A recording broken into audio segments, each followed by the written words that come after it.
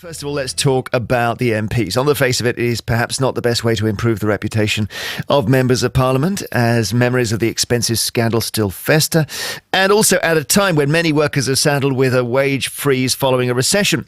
But the Independent Parliamentary Standards Authority, known as IPSA, is planning to award them an 11% pay rise. It would increase their salary by £7,600 to £74,000. It is due to be introduced after the 2015 election, but that hasn't stopped members of the government lining up to denounce the proposal, which can be implemented without the approval of Parliament. Danny Alexander, the Chief Secretary to the Treasury, says it would be wholly inappropriate for MPs to get such a large increase when every other public sector worker sees their pay rises capped at 1%. And on the other side of the House, the Shadow Chancellor Ed Balls calls the idea preposterous. However, is there a justification for the rise, given the important work that MPs do and the money which other people are paid in comparable professions? Let's take a look at some salaries now. They have a lot of power, much of it very political in nature, but how much does an editor of a Fleet Street newspaper earn? Well, it'll vary greatly, but here's a starting point from the Prospects Graduate Careers website. Salaries for senior editors on regional daily newspapers are often negotiable and range from £50,000 to £85,000. On national newspapers, salaries can be even higher. And if that's the starting point, you can perhaps understand why the best paid newspaper editor in the UK, the Daily Mail's Paul Dacre, took home around £1.8 million last year. But rather than a bustling newsroom, high-power meetings and late-night deadlines, perhaps you'd rather this. Here's a job for which you do not always need specific qualifications, although most employers will expect you to have a good general standard of education. The Government Careers website continues. To become a train driver, you'll need to be able to concentrate over long periods. You will need good customer service skills. You'll also need to react quickly and calmly to unexpected problems. If you're a train driver, you'll likely work a 35-hour week, and if you're experienced, you can expect to earn up to £48,000 a year. The best paid London Underground driver is reported to earn around £61,000. Perhaps this is your place of work. If you work in a school, how much is your head teacher earning? It's a demanding job. The Department for Education says the head teacher is responsible for the internal organisation, management and control of the school. The basic salaries for head teachers in England and Wales range from £42,000 a year up to as much as £113,000. Normal starting salaries for academy schools is reported to be around £110,000, and if you're in charge of Eton, it's more like £200,000. But the average secondary school head teacher salary is nearer the £75,000 a year mark. Next up, investment bankers. If you're an investment banker, you do have to work for your money. As the Graduate Careers website says, hours are regularly long and often unsocial. Weekend work is common as deals approach crucial stages. 15-hour days are not unusual, and investment bankers work up to 100-hour weeks. A corporate investment banker might start out earning around £50,000, but with significant experience, this can rise to £150,000. However, we mustn't forget about bonuses, and they vary wildly, often adding up to between 50 to 100% of the base salary. And at the very top of the tree, you'll be taking home millions. Finally, order! Those riotous MPs of ours.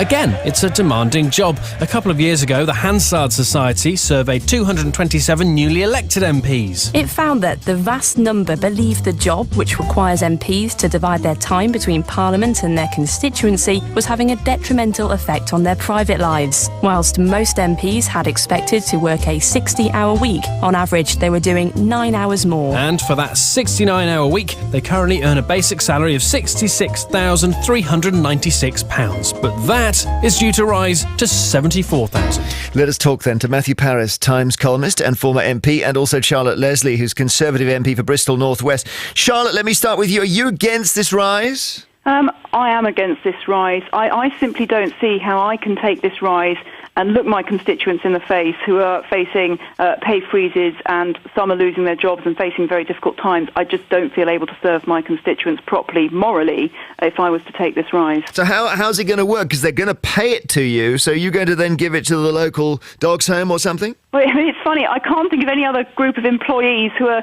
arguing so vehemently against having a pay rise. It's a very odd situation. But I'm looking at how I can give it to local charities.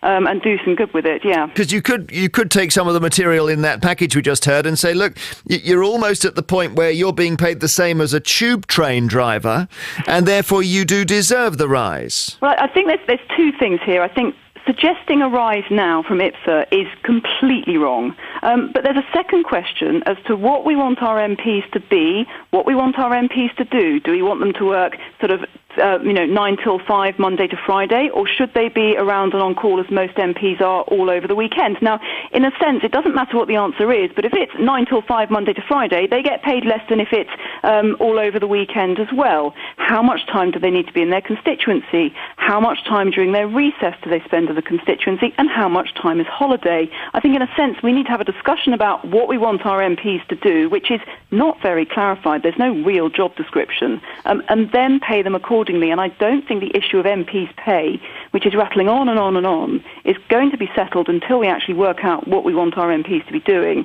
Look at a similar job, which your package very interestingly did, and then try to work out some kind of scale on that.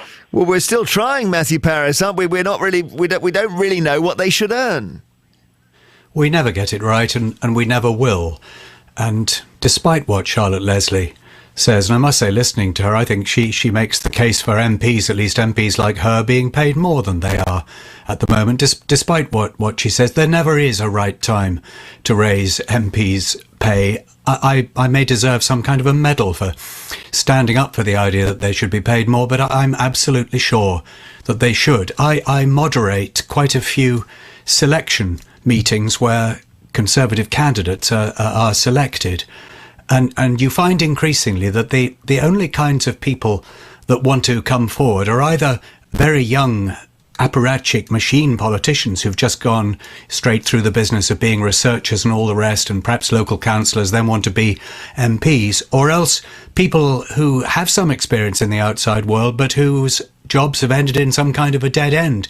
Nobody earning a good salary as a GP or as a business person would be wanting to move sideways into politics. And we need more people in politics who've been successful in the real world, who have experience in the real world. I'm afraid that salary is intimately bound up with status, and I think the status of an MP has been sorely undervalued in recent years. GPs can earn almost twice as much as members of Parliament, and yet we would not have our National Health Service if it wasn't for politicians.